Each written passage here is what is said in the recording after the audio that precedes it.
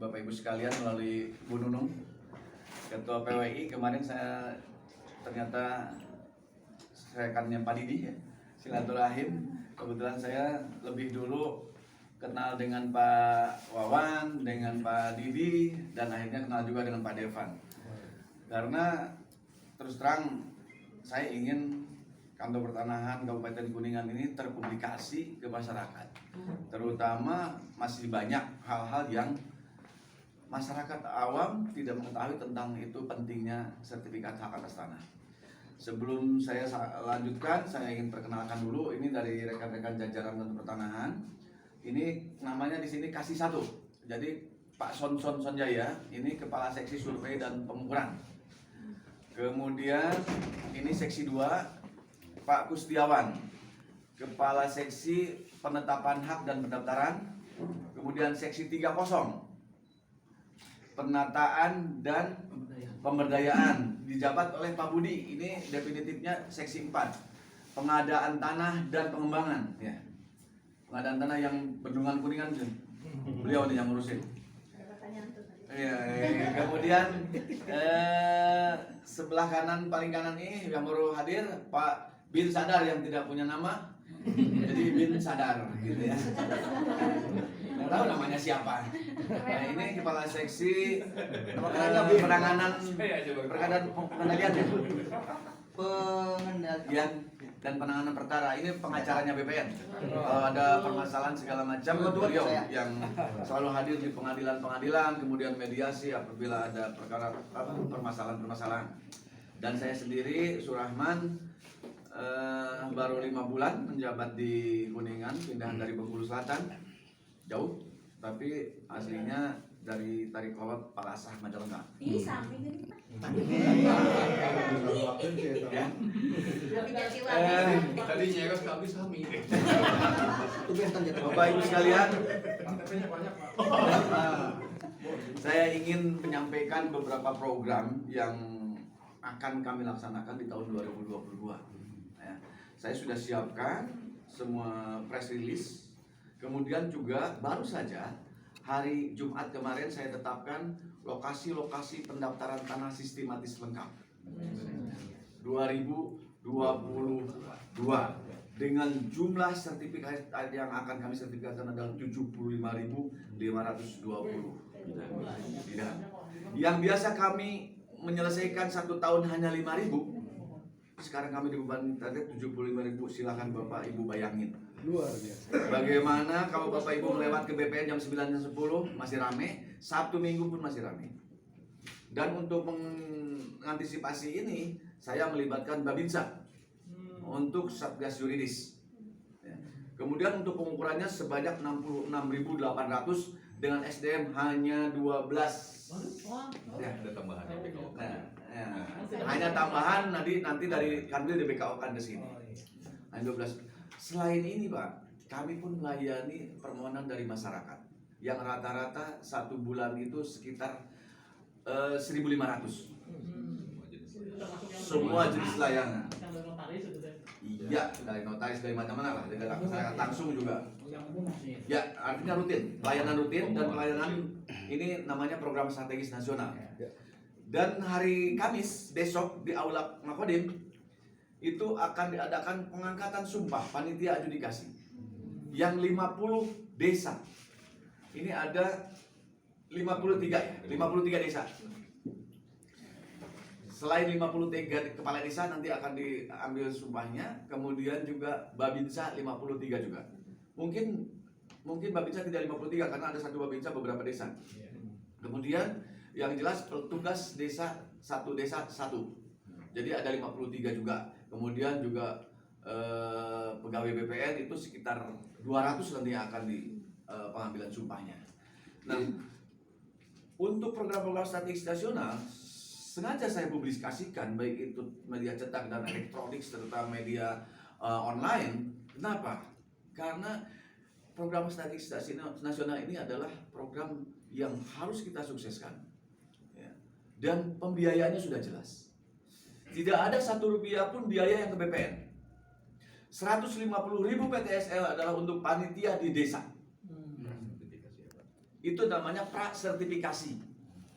Jadi sudah di SK-kan oleh Bupati bahwa biaya mengacu kepada SKB 3 Menteri hanya 150.000 per bidang. Mau 1 meter, 2 meter, 1 hektar, 3 hektar sama per bidang sertifikat. Hanya Jawa Bali. Tapi kalau udah di luar Jawa seperti saya waktu kemarin di Bengkulu itu 200.000 karena zonanya zona 4. Ini di sini zona 5. Ya. Kalau lebih dari situ namanya ya itu. Makanya pada saat penyuluhan saya akan didampingi oleh aparat penegak hukum baik Polres maupun kejaksaan.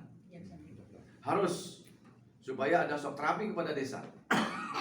Ya, selama ini kan mudah-mudahan oknum BPN tidak ya. Selama ini dalam program-program strategis nasional. Karena desa pun ya boro-boro di sinilah.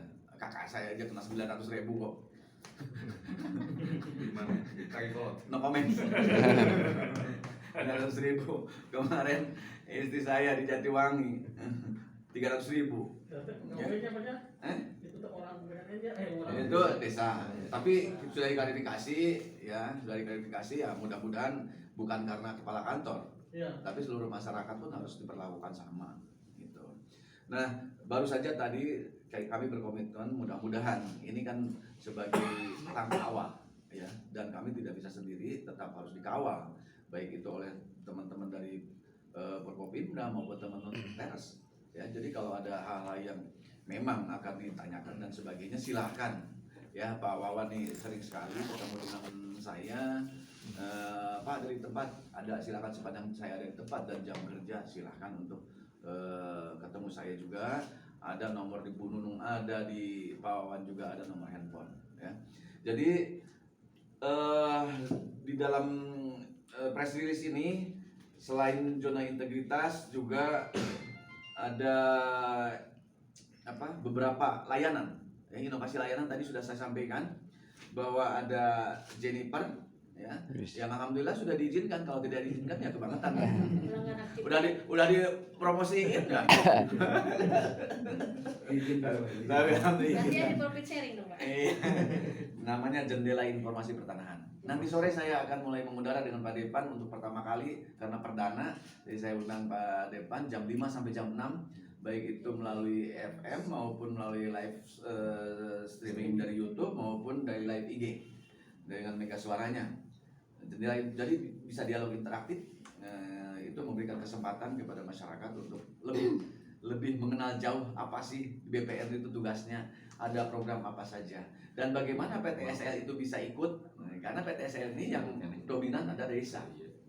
Sepanjang diajukan oleh desa dan kami analisa memenuhi syarat ya kita tetapkan. Gitu.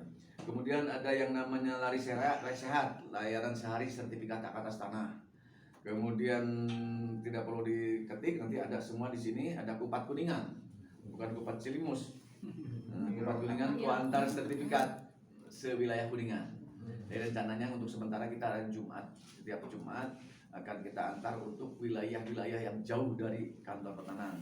Contoh Kecamatan Subang, Cibingbin, kemudian juga untuk disabel atau difabel gitu, yang lansia kita akan antarkan. Baru 2 armada nanti yang akan beroperasi untuk mengantarkan sertifikat seperti tukang pos lah di sininya ada kotak gitu. Gitu. Kemudian juga ada SMS delivery. Jadi nanti Bapak Ibu kalau masyarakat mengajukan permohonan tidak perlu nanyakan kapan selesai. Tunggu saja ada notifikasi SMS bahwa permohonan saudara sudah selesai, silakan ambil dulu pelayanan, baru datang ke BPN. Kemudian selain itu ada beberapa program dengan kolaborasi dengan Pemda, yaitu sertifikasi Rutilahu. Rutilahu, rumah tidak layak huni, ya, sebanyak 9.000 bidang. Tapi sepertinya kita bertahap deh, ya, mungkin sekitar 1.000 atau 2.000 bidang. Kemudian juga ada sertifikat anak yatim, korban COVID. Nah, ya. Kemudian juga ada sertifikasi tanah wakaf dengan Kemenang, itu sekitar 150. Jadi kuburan, yayasan, lembaga pendidikan, dan ibadah kita sertifikatkan. Kemudian juga ada sertifikasi aset Pemda, 150 aset Pemda rencananya akan jadi target kita.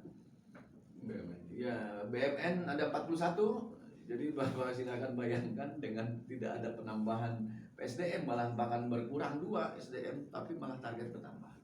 Nah, inilah perlunya inovasi dan kolaborasi. Bagaimana inilah tantangan dari seorang pemimpin kan, bagaimana caranya mengoptimalkan hasil dengan sarana dan SDM yang ada. Jadi teman-teman pers juga saya mohon bantuannya untuk mempublikasikan kepada masyarakat Kuningan, baik itu masalah biaya maupun segala macam. Sepanjang desa itu sudah ditetapkan oleh kepala kantor menjadi PTSL, tidak boleh ada yang daftar ke BPN, jadi langsung ke desa. Tidak perlu datang ke BPN, dilayani di sana. Kami akan datang ke sana, daftar ke desa, ngambil pun di desa. Tidak perlu datang ke BPN. Itulah program PTSL. Kemudian Bendungan Kuningan alhamdulillah sudah selesai, walaupun ada satu yang sedang masih dalam penanganan, kemudian ada yang di di pengadilan itu namanya konsinyasi gitu. Satu ya juga konsinyasi masih belum selesai. Itu tapi ternyata kan sudah diresmikan dan alhamdulillah kita sudah berjalan, dan itu berarti kan 99,sekian% kita selesai. Ya. Belum apa? Belum deal angkanya itu ya, Pak. Belum deal angkanya. Oh, banyak hal tidak ya, salah satunya kalau memang tidak deal angka yang namanya sudah masuk dalam kategori program strategis nasional, kalau tidak setuju ke pengadilan. Iya. Nah, itulah undang-undang yang sekarang, undang-undang 11 2020 ditindaklanjuti dengan PP 19/2021. Jadi 19 tahun 2021 gitu. Gampang ingatnya. Luasnya berapa, Pak? Yang belum selesai? Saya apa nanti pakarnya ini sebelah kiri saya. Nanti jawab. Pada saat nanti dialog, barangkali mungkin penjelasan awal dari kami itu dulu. Saya membuka kesempatan dialog seluas-luasnya, mudah-mudahan jam 15 menit sampai 30 menit kita selesai. Nah, baik itu pengumpulan, nanti ada Pak Sonso yang menjawab, ini masalah pelayanan pendaftaran, ada pengadaan, kemudian ada barangkali yang sengketa dan sebagainya. Ini kan sedang ada yang tangani juga oleh kita. Bahkan kemarin pun saya kedatangan dengan LSM Laskar Merah Putih, ya, Laskar Merah Putih. Ya, alhamdulillah tidak terjadi apa-apa, biasa saja. Saya sudah biasa seperti itu ya. Kita hadapi saja. Dan saya itu kan pelayan, ya, sepanjang